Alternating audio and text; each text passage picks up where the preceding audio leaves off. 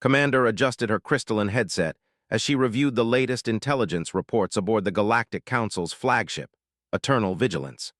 The sleek vessel cruised through the void between star systems, its hull gleaming with the advanced metallurgy of the Empire. As the Council's chief military strategist, had seen every species the galaxy had to offer fight, negotiate, and fail in spectacular fashion. Today's briefing concerned the member species, humans. "These primates are fascinating," she muttered to her aide, Lieutenant, whose 4 arms moved efficiently across multiple data screens. "Look at these reports from there. They claim their warriors once fought with primitive metal blades and wooden shields, yet somehow conquered entire continents." His compound eyes flickered with amusement. "The humans have quite an imagination, Commander.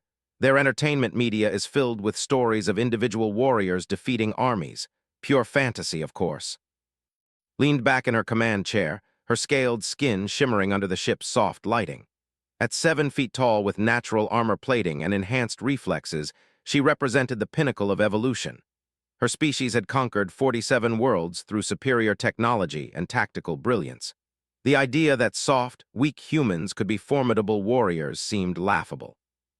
"Listen to this," she said, pulling up a human historical document. "They claim one of their warriors, something called a samurai, could cut through multiple opponents in seconds with a metal sword. Another tale speaks of Vikings who fought so fiercely that death itself was considered an honor." She clicked her mandibles in disbelief. "Primitive nonsense." The communications officer, a 6-legged named-in, turned from his station. "Commander, we're receiving a distress signal from the mining colony on 7. Pirates have taken the facility hostage." "Which faction?" asked, immediately shifting to tactical mode. "The Blood Fang Consortium. AL raiders approximately 200 strong. They're demanding ransom for the 300 colonists." His blood chilled. The AL were nightmares given form, 8-foot-tall reptilian predators with natural weapons and a taste for prolonged suffering. Their raiders were known throughout the galaxy for their brutality and combat effectiveness. Each warrior could easily handle 5 or 6 soldiers from most species. "Response time for our nearest battle group?" she inquired. 72 hours, Commander." "Too long. The AL will start executing hostages within 12 hours to pressure the negotiators." His claws tapped against her chair's armrest. "Are there any Council forces closer?"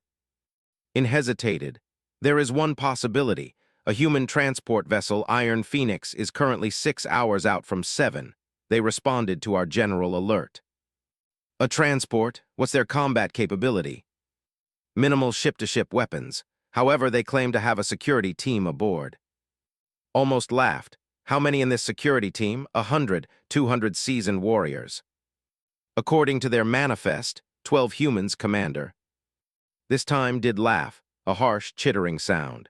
12 soft-skinned primates against 200 AL raiders. This human captain must be either insane or suicidal. Inform them that assistance is appreciated but not required. We cannot be responsible for their deaths." But even as she spoke, something nagged at her mind. The human ship was already adjusting course towards 7, despite being informed of the impossible odds. Either these humans were fools, or there was something the Council didn't understand about them. "Pull up everything we have on human military history. I want to understand how this species thinks." For the next several hours, found herself deep in human military records. The more she read, the more confused she became. These humans had a disturbing pattern of achieving impossible victories through sheer determination and unconventional tactics. At Thermopylae, 300 Spartans had held off thousands. At Drift, barely 100 British soldiers had fought off 4,000 Zulu warriors. Time and again, small groups of humans had faced overwhelming odds and somehow prevailed. "It must be propaganda," she told herself. "Every species embellishes their military history." Yet the accounts were too detailed, too consistent. Moreover, human technological development showed clear evidence of their warlike nature. They had developed weapons of mass destruction within decades of achieving flight. Their entire industrial complex could shift to war production in months. They had even built weapons capable of destroying their own planet multiple times over. "Commander," In's voice interrupted her research. "The human vessel has reached 7. They're requesting permission to land." "Land? They're actually going through with this?" "Move to the main." The mining colony was built into a series of underground tunnels and surface installations. Perfect terrain for the owl, who excelled at close-quarters combat in confined spaces. "Patch me through to the human captain." The screen flickered, revealing a middle-aged human male with graying hair and steel-blue eyes. He wore a simple uniform with minimal decoration, but something about his bearing commanded respect. "Captain of the Iron Phoenix," he said in accented galactic standard. "We're prepared to assist with the hostage situation." "Captain, with respect, you have 12 personnel against 200 OWL raiders. This is suicide. Wait for our battle group." The human's expression didn't change. "Commander, those colonists don't have 72 hours. Every minute we delay costs lives. My team is ready." "Your team?" couldn't hide her skepticism. "What exactly is your security team's composition?" "Mixed backgrounds, former military, private security, mercenaries, good people who know their job." Paused. "Commander, I understand your concern, but humans have a saying, when good people do nothing, evil wins. We can't do nothing." Before could respond, continued. "I'm sending down Sergeant Williams and his squad. 11 operators plus Williams makes 12. They'll assess the situation and report back." The connection ended, leaving staring at a tactical display of 7. 12 humans against 200 OWL. It would be a massacre, but she found herself unable to look away. Perhaps she would finally see whether human warrior myths contained any truth. "Deploy our sensor drones. I want full coverage of what happens down there." "Recording for analysis, Commander." "Recording for evidence," replied grimly. "When this goes badly, at least we'll have proof that humans are as foolish as they are brave." But as she watched the small human descend toward the mining colony's surface, something in her chest tightened. These humans were about to die for people they didn't know, in a place far from home, against odds that any sane being would consider hopeless. Maybe that was what separated humans from other species. Maybe they were too stupid to know when to quit. Or maybe, just maybe, there was something to their warrior legends after all. Sergeant Jake Williams crouched behind a rocky outcropping, studying the mining facility through his rifle scope. The owl had chosen their position well. The main entrance was heavily fortified, and the winding tunnels beyond would funnel any assault force into killing zones. In the distance, he could see the massive forms of the raiders moving between buildings, their scales glinting in the artificial lighting. "Count," he whispered into his comm unit. "I've got 47 visible hostiles on the surface," replied Corporal Martinez from her sniper position on the ridge above. "Thermal imaging suggests another 150 in the tunnels. They're keeping the colonists in the main excavation chamber, about 2 clicks underground." Williams grimaced. The numbers were even worse than intelligence had suggested. His team of 11 operators faced odds of nearly 20-1 against an enemy that outweighed them by 50 pounds each and came equipped with natural weapons. The owl's claws could punch through standard body armor, and their hide was tough enough to stop small-caliber rounds. "All right, listen up," he said to his squad scattered around the facility perimeter. "I know what you're thinking. These are bad odds. Hell, these are terrible odds, but those colonists down there are counting on us." Private Johnson, barely 22 and on his first mission off Earth, voiced what everyone was thinking. "Sarge, how exactly are we supposed to fight these things? I've seen the briefings. Al are killing machines." Williams had been asking himself the same question during the 6-hour journey from their ship. The answer had come to him while reading historical accounts of human military victories. Not the sanitized versions taught in schools, but the raw after-action reports filed by survivors. "Johnson, you ever hear of the Battle of—" "No, Sergeant." 1863, Mexico. 65 French foreign legionnaires against 3,000 Mexican troops. The legionnaires were outnumbered 46-1. Know what happened? "They died," Johnson guessed. "Yep, all but 5, but they held their position for 11 hours and killed over 300 enemy soldiers. The Mexicans were so impressed they let the survivors keep their weapons." Williams checked his rifle one more time. "Point is, sometimes it's not about winning. Sometimes it's about making the enemy pay such a high price that they remember you forever."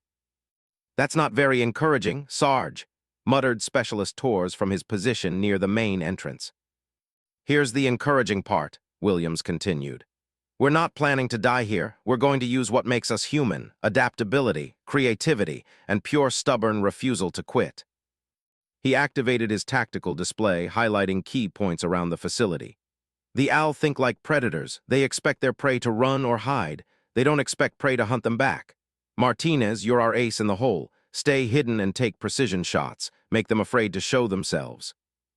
Roger that, Sarge. What about the tunnel system? That's where we get creative. Tors, you still have those mining explosives from the supply depot.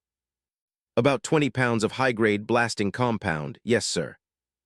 Good, we're going to collapse some tunnels and create new ones. Force them to fight where we want, not where they're comfortable. Williams paused, studying the layout one more time. Remember, we don't need to kill all of them. We just need to make them believe the cost is too high. Above them, aboard the Eternal Vigilance, Commander watched the human squad's movements with growing fascination. Her tactical computers analyzed their positioning and predicted a complete defeat within minutes of engagement.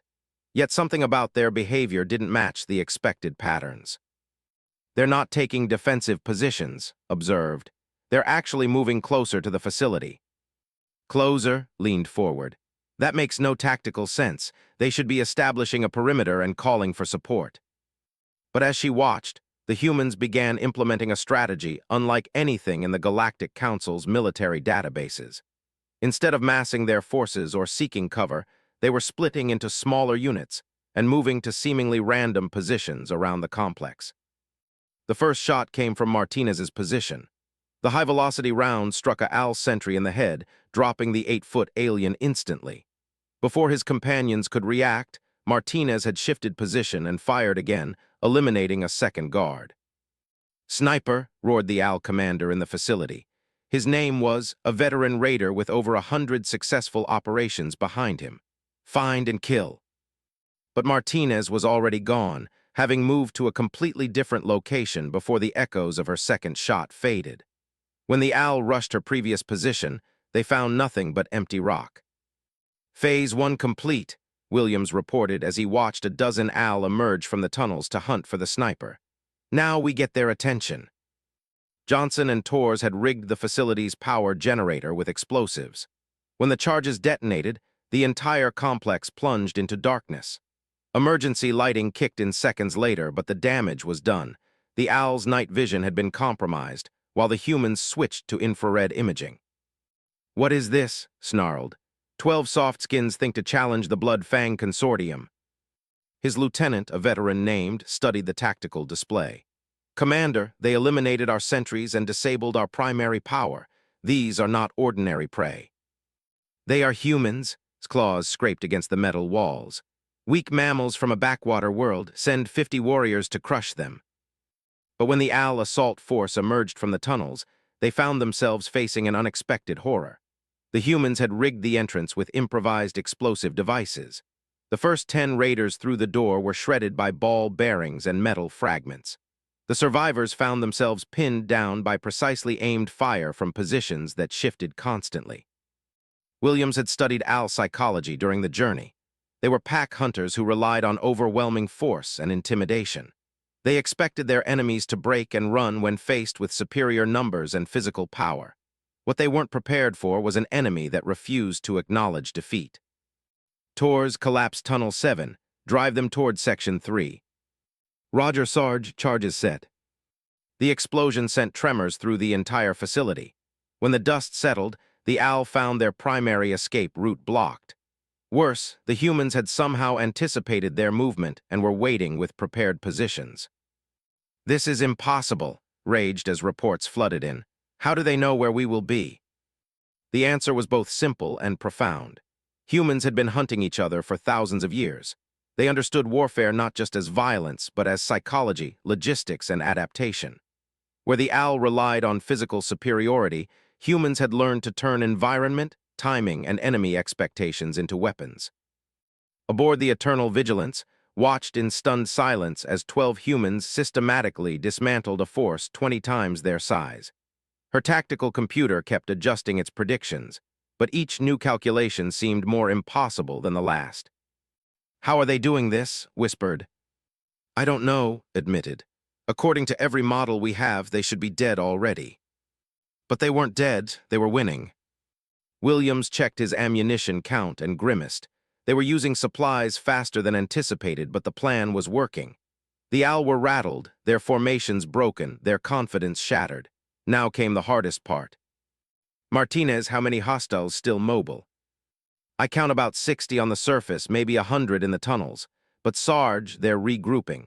I think they're going to make a push for the excavation chamber. Williams nodded. He'd expected this. When predators felt cornered, they either ran or went for the throat. The Al couldn't run, their ships were too far away. That left only one option.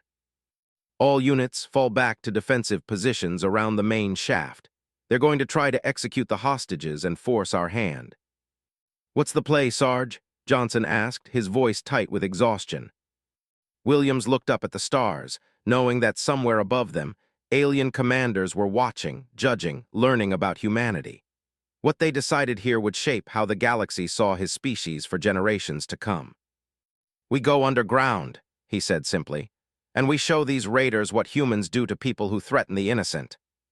The mining shaft descended 2 kilometers into Seven's crust, its walls lined with support beams and emergency lighting. Sergeant Williams rappelled down the maintenance cables with practiced efficiency, his team following in precise intervals. They had abandoned stealth now, speed was everything. Below them, 300 colonists huddled in the main excavation chamber, while 60 remaining Al prepared for a final, brutal stand. Had made his intentions clear over the facility's communication system. Surrender or watch the hostages die one by one.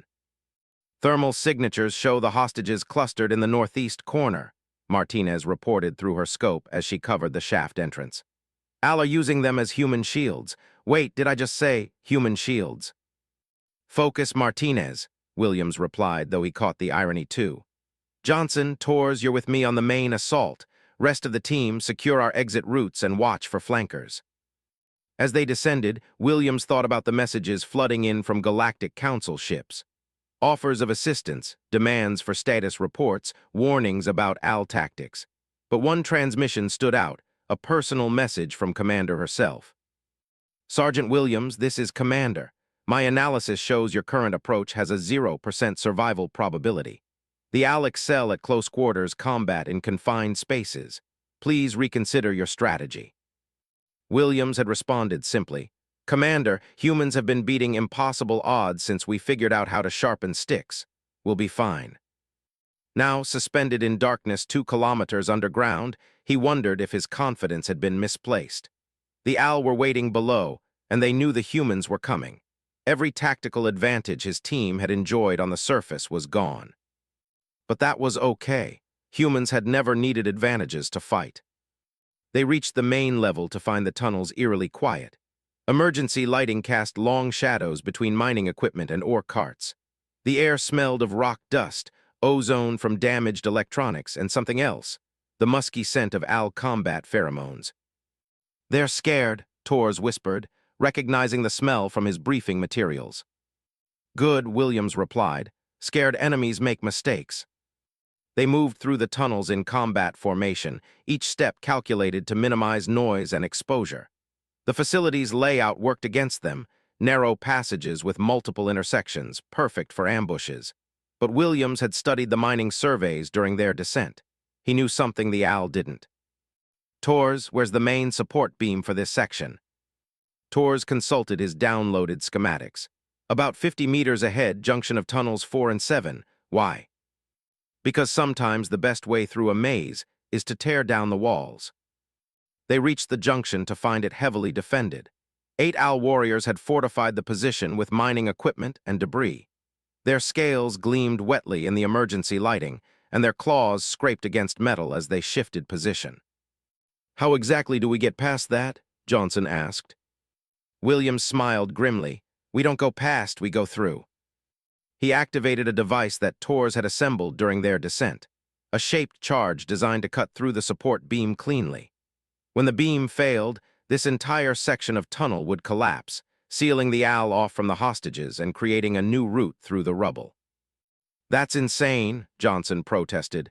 We could bring the whole facility down. Only if we get the calculations wrong, Williams replied, attaching the charge to the massive steel beam. And Torres doesn't get calculations wrong, do you, Torres? The demolitions expert grinned nervously. Not so far, Sarge. The explosion, when it came, was precisely controlled. The support beam sheared cleanly, and the tunnel ceiling collapsed in a shower of rock and twisted metal. But instead of sealing the passage completely, it created a new opening, a gap just wide enough for humans to squeeze through. The Owl Fortress became a tomb, its defenders buried under tons of rubble.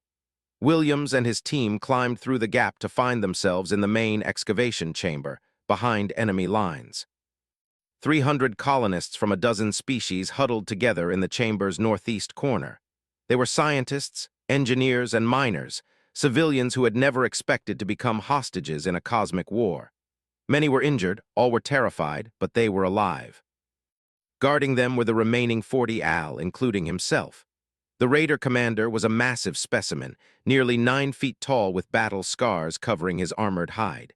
He held a human child in his claws, a girl no more than 8 years old, her parents somewhere in the crowd of hostages. "Come out, little mammals," called. "I know you are here. Your thermal signatures give you away." Williams gestured for silence and began moving his team into position. The excavation chamber was vast, filled with mining equipment and ore containers that provided cover, if they could get close enough. "I will count to 10, announced. "If you do not surrender, the child dies, then another, and another, until you submit or there are no hostages left." 1. Williams aimed his rifle at the Al commander's head. The shot was makeable, but barely. At this distance, with the child so close, even a perfect hit might not be enough. 2. But then Williams remembered something from his historical studies. At the Battle of Mogadishu, Master Sergeant Gary and Sergeant First Class Randy had volunteered for a suicide mission to protect a downed helicopter crew. They knew they would die, but they went anyway, because some things were worth dying for. 3. Johnson, when I give the signal, you and Torres take out the guards on the left. I'll handle the commander. 4. What about the hostage? Johnson whispered. 5. Williams closed his eyes for a moment, thinking of his own daughter back on Earth. She was about the same age as the girl in claws. Trust me. 6. 7. Williams stood up, his rifle aimed its chest. Let her go. The Al commander laughed, a harsh, rasping sound that echoed through the chamber. The little mammal shows himself at last. Drop your weapons and surrender or watch her die. 8. Williams stepped closer, his weapon never wavering. You're going to let her go, and then you're going to let all of them go. 9. Or what, you will kill me. I have 40 warriors, you have, what, 3, 4. 10. Began to squeeze, his claws pressing against the child's throat, but he never completed the motion. Williams' shot took him center mass, the high-velocity round punching through his natural armor. The Al commander staggered, his grip loosening just enough for the girl to break free. What followed was chaos. The remaining Al opened fire while the hostages screamed and fled. But Williams had chosen his moment perfectly. His team emerged from cover simultaneously, their weapons finding targets with mechanical precision. After hours of fighting superior numbers, 12 humans against 40 seemed almost fair. The battle lasted 3 minutes. When it ended, the excavation chamber was silent except for the sobs of terrified colonists and the groans of wounded Al. Williams knelt beside the little girl, checking for injuries. Are you okay? She nodded, too frightened to speak. Behind her, parents rushed forward to reclaim their daughter while other colonists began helping the wounded. The hostage crisis was over. Status report, Williams called to his team. Torres is down, Johnson reported grimly. Took a claw to the shoulder, but he'll live. Everyone else is green. Williams activated his communicator. Captain, this is Williams. Hostages secured. Facility neutralized. Above ground, aboard the Eternal Vigilance, Commander stared at her tactical display in shocked silence. The heat signatures in the excavation chamber told the story clearly. 12 human soldiers had defeated 200 Al raiders. How, she whispered, was running calculations on his screens.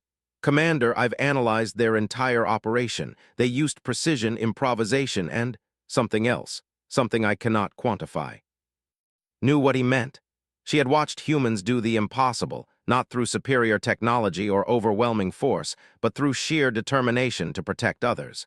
They had faced certain death and refused to accept defeat. Pull up those human historical records again, she ordered. As the files scrolled past, began to understand. Thermopylae, Alamo, Drift, Mogadishu. Throughout their history, humans had faced impossible odds and found ways to prevail. Not always, not easily, but often enough to inspire legends. And now she had witnessed the birth of a new legend. 12 warriors who had proved that human courage was not mythology, but terrifying reality. 3 days after the 7 incident, Commander found herself in the uncomfortable position of hosting Sergeant Williams aboard the Eternal Vigilance. The human was smaller than she had expected, barely 6 feet tall and weighing perhaps half what she did. Yet as he sat across from her in the briefing room, she could not shake the feeling that she was in the presence of a predator. Sergeant Williams, she began formally, the Galactic Council requires a full debriefing of your operation on 7. Your tactics were unprecedented. Williams accepted the translation device and spoke in careful, accented galactic standard. Not unprecedented, Commander, just human. That simple statement irritated more than it should have. Throughout her military career, she had prided herself on understanding warfare. She had studied every major conflict in galactic history, analyzed countless battle strategies, and commanded victories against 7 different hostile species. Yet 12 humans had accomplished something that should have been tactically impossible. Please explain your strategy, she said, activating the recording systems. Our analysis suggests you deliberately chose the most dangerous approach at every decision point. Dangerous for who? Williams asked. When's translator struggled with the concept, he clarified.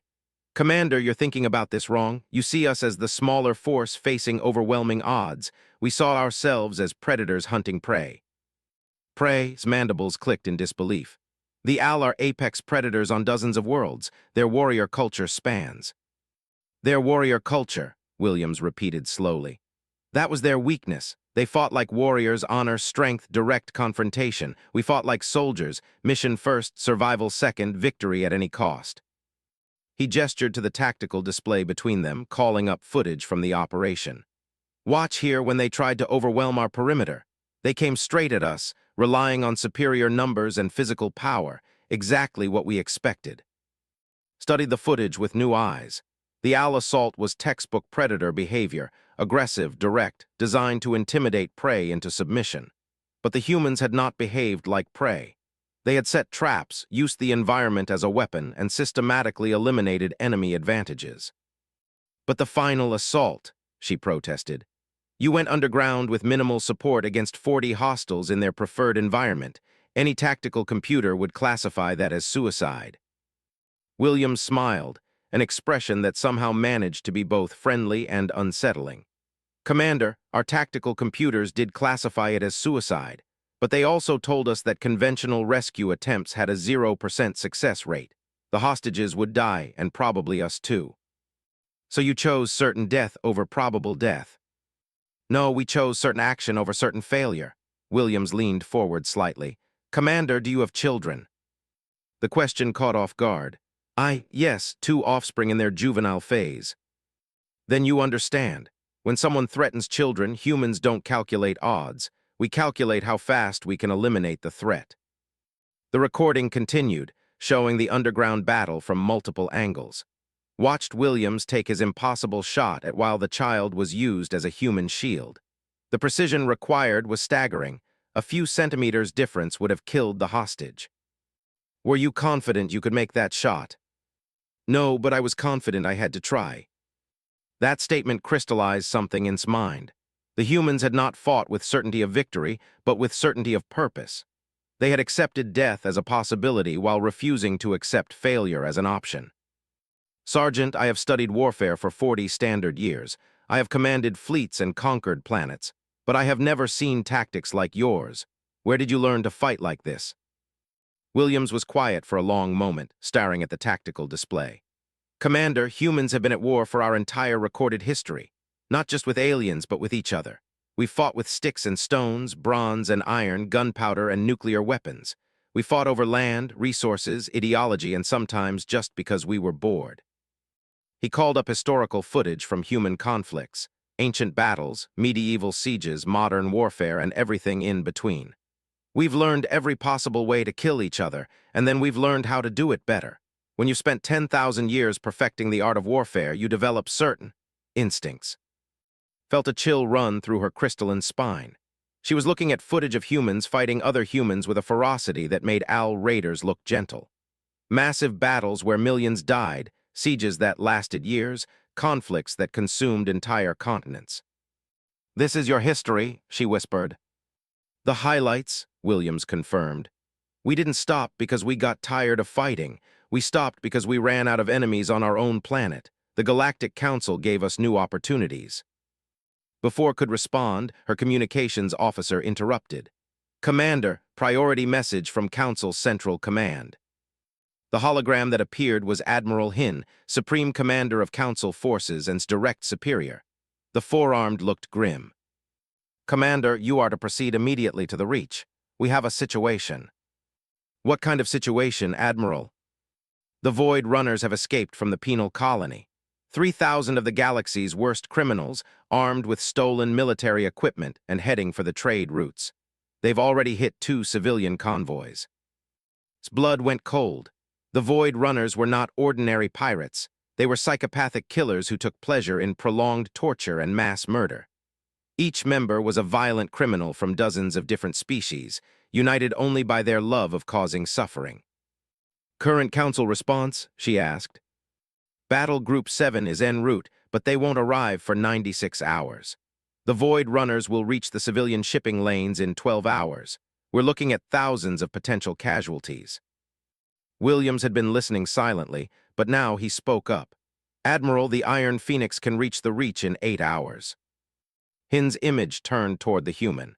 "Sergeant Williams, your courage at 7 has been noted, but this is not a mining facility with 200 raiders. This is 3,000 of the galaxy's most dangerous criminals with military-grade weapons. Even your unconventional methods would be insufficient." "With respect, Admiral, you said that about the AL too." Found herself studying Williams with new appreciation. The human was volunteering for another impossible mission, despite having just survived one. Either he was insane or... "Admiral," she said suddenly, "request permission to accompany Sergeant Williams to the Reach." "Commanders, I want to observe human combat methods in a larger engagement, for tactical evaluation purposes." It was partially true, but also found herself curious about something else. Williams had mentioned that humans had been fighting each other for 10,000 years. If 12 humans could defeat 200 AL raiders, what could they do against 3,000 mixed criminals? "Permission granted," Hin said after a moment. "But Commander, you are there as an observer only. Do not risk Council assets on human strategies." After the connection ended, turned to Williams. "Sergeant, are you actually planning to engage 3,000 Void Runners with 12 operators?" "Probably not 12, Williams replied thoughtfully. "Captain has been busy during our debriefing. I think we'll have more assets available this time." "How many more?" Williams smiled that unsettling smile again. "Let me ask you something, Commander. How many humans do you think it would take to defeat 3,000 Void Runners?" Consider the question seriously. Based on the 7 engagement, perhaps 200 humans could handle such odds. 150. "The captain thinks we can do it with 50. 50, voice rose. "That's still 60 to 1 odds against the galaxy's most dangerous criminals." "Commander," Williams said as he stood to leave, "you're still thinking like a tactician. Start thinking like a human." As the door closed behind him, stared at the tactical displays showing Void Runner movements toward the shipping lanes. 50 humans against 3,000 criminals. It should have been laughable. So why did she find herself believing they could actually win? The Reach stretched across 3 star systems, a maze of asteroid fields and gas clouds that provided perfect cover for pirates and smugglers. Commander stood on the bridge of the Iron Phoenix, watching human crew members prepare for what should have been a suicide mission. Captain had indeed been busy. The transport ship now carried 57 humans, drawn from private security firms, mercenary companies, and off-duty military personnel from a dozen human colonies. They ranged in age from 19 to 63, representing every human military tradition from Earth's ancient warrior cultures to the modern Space Marine Corps. "Still think we're insane?" asked Sergeant Williams as he joined at the tactical display. "I think you're going to get everyone killed," she replied honestly. 3,000 Void Runners, Sergeant, not panicked pirates or territorial raiders. These are creatures that eat pain for entertainment. Williams nodded thoughtfully. Yeah, I read their psychological profiles. Fascinating stuff. Did you know that 60% of them have never faced organized human resistance? What difference does that make? All the difference in the world, Commander. See, the Void Runners are used to being the scariest thing in any fight. They rely on terror tactics and psychological warfare to break their enemies before physical combat even begins. They've never faced an enemy that fights scarier than they do. Before could ask what that meant, the ship's alarms began blaring. Captain's voice echoed through the vessel. Contact, 3,000 kilometers and closing, all hands to battle stations. Through the main, could see the Void Runner fleet, a collection of stolen warships, modified freighters, and custom-built killing machines. At their center was the Bone Cathedral, a massive dreadnought that had once belonged to the Terran Defense Force before being captured and perverted into a floating torture chamber. My God, whispered Lieutenant Torres, his arm still in a sling from the 7 mission. They've got enough firepower to level a planet. Good thing we're not planning to trade shots with them, Williams replied calmly. Take us into the asteroid field, full stealth mode. Stealth, protested. Sergeant, they've already detected us. Running will only delay the inevitable. We're not running, Commander, we're hunting. What followed was unlike any space battle in its experience. Instead of forming battle lines or attempting to outgun the enemy, Captain began a deadly game of hide-and-seek among the asteroids. The Iron Phoenix would appear just long enough to launch a small group of humans in boarding pods, then vanish back into the rock field before the Void Runners could respond. Boarding actions stared at the tactical display in disbelief. You're boarding enemy ships. 12 at a time, Williams confirmed. Small teams, fast strikes, board, eliminate the crew, move to the next target. That's impossible. Boarding actions require massive superiority of numbers. You're sending 12 humans against ships with hundreds of crew members. Hundreds of criminals, Williams corrected. There's a difference. The first reports came in 20 minutes later. Boarding Team Alpha had seized a modified cruiser with a crew of 300 Void Runners. Casualties, 12 dead criminals, 0 human losses. How demanded? Williams pulled up helmet camera footage from the boarding action. Watched 12 humans in powered armor cut through the enemy ship like a scythe through wheat. They moved with precision and coordination that seemed almost supernatural, each warrior covering his teammates while advancing relentlessly through corridors designed to favor defenders. But what struck her most was the enemy response. The Void Runners, creatures that lived for violence and took pleasure in causing terror, were retreating in panic. These supposedly fearless criminals were running from humans. They're scared, she realized. Terrified, Williams agreed. Turns out that when you build your entire identity around being the monster, meeting a bigger monster is deeply traumatic. The footage showed Void Runners abandoning positions, fleeing through escape pods, or simply surrendering rather than face the advancing humans. A few tried to fight, but they were disorganized and desperate, nothing like the disciplined killers they were supposed to be. Boarding Team Beta has secured Target 2, came another report. Crew of 400, 15 enemy casualties, 1 human wounded. Team Gamma reports Target 3 secured, 500 crew all surrendering or dead. Within 2 hours, the humans had captured or destroyed 15 ships with minimal casualties. The Void Runner fleet was fragmenting as ship captains tried to flee rather than face boarding actions. But the humans had anticipated this too. Captain Williams called, "Deploy the ambush teams." Watched in fascination as human ships that had been hiding in the outer asteroid field suddenly appeared behind the fleeing Void Runners. Not the Iron Phoenix, but ships she had not even known were present. Cargo haulers, private yachts, and mining vessels, all crewed by humans and armed for war. "How many ships do you have?" she asked. 47, Captain replied. "Volunteer fleet, amazing what humans will do when you tell them someone needs help." The volunteer fleet was not made up of military vessels. These were civilian ships operated by merchants, miners, colonists, and explorers who had answered a call for assistance. They lacked military armor and weapons, but they made up for it with numerical superiority and sheer audacity. They're ramming the Void Runner ships, observed in amazement. Cost-effective tactic, Williams noted. Those civilian ships are insured, the Void Runner's ships aren't. But the real shock came when the Bone Cathedral itself was boarded. The massive dreadnought had a crew of over 1,000 Void Runners and was considered impregnable to conventional assault. Watched as 50 humans in powered armor cut through the ship's defenses like they were made of paper. The boarding action was led by a human woman named Colonel Sarah Martinez, no relation to the sniper, who had arrived on one of the volunteer ships. She was 63 years old, a grandmother from New Terra who had commanded human forces during the rebellion. "Magnificent," whispered as she watched Martinez lead her troops through the dreadnought's corridors. The human warriors moved with the confidence of apex predators, their weapons firing with mechanical precision while their enemies fled in terror. Colonel Martinez holds the record for most successful boarding actions in human military history, Williams explained.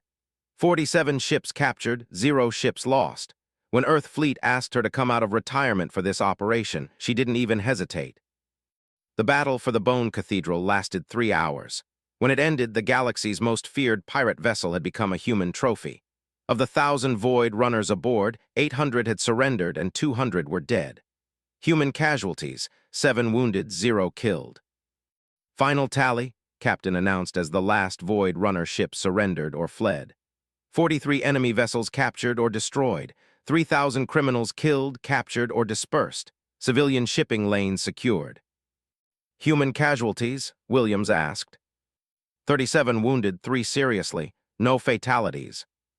Stared at the tactical display showing scattered debris and captured ships. 57 humans had defeated 3,000 of the galaxy's most dangerous criminals without losing a single life. It should have been impossible, but she had watched it happen. "How?" she asked Williams one final time. Williams was quiet for a moment, studying the aftermath of the battle. "Commander, there's something you need to understand about humans. We're not the strongest species in the galaxy. We're not the fastest or the toughest. But we have one advantage that trumps everything else. Which is, we're the species that learned how to turn warfare into an art form. Every other species fights to survive, or for territory, or for resources. Humans fight because we're good at it. We've spent 10,000 years perfecting the craft of war, and we've gotten very, very good." He gestured toward the captured Bone Cathedral. Those Void Runners thought they were predators, but they were playing a game that humans invented. They never had a chance. Later, aboard the Eternal Vigilance, sat alone in her quarters reviewing footage from both operations. 57 humans had defeated 3,000 Void Runners. 12 humans had defeated 200 AL. The numbers made no tactical sense, but the evidence was undeniable. She thought about her own species, the proud who had conquered 47 worlds through superior technology and tactics. They had never faced an enemy like humans, a species that treated warfare not as a necessity, but as a calling. "Commander's voice came through her communicator. "The Council is requesting your final assessment of human military capabilities." Considered her response carefully. What she said would shape how the Galactic Council viewed humanity for centuries to come. She thought about Sergeant Williams and his impossible confidence, about Colonel Martinez leading her boarding teams with grandmotherly determination, about 57 humans volunteering for certain death to protect strangers. "Tell the Council," she said finally, "that the human warrior myths are not myths, they are warnings." She paused, watching footage of human soldiers advancing through the Bone Cathedral, while their enemies fled in terror. "And tell them that humanity is either our greatest ally or our worst nightmare. I recommend we choose wisely." As the Eternal Vigilance changed course for Council headquarters, found herself studying human history with new understanding. The Battle of Thermopylae, where 300 Spartans held off thousands. Drift, where 100 soldiers faced 4,000 warriors. Mogadishu, where a few dozen soldiers fought their way through an entire city. She had thought these were exaggerated tales meant to inspire courage. Now she understood they were training manuals, passed down through generations to teach humans how to fight impossible odds and win. The galaxy had welcomed humanity as just another species seeking its place among the stars. What they had actually welcomed was a race of warriors who had spent perfecting the art of war. Smiled as she filed her report. The universe was about to become a very interesting place.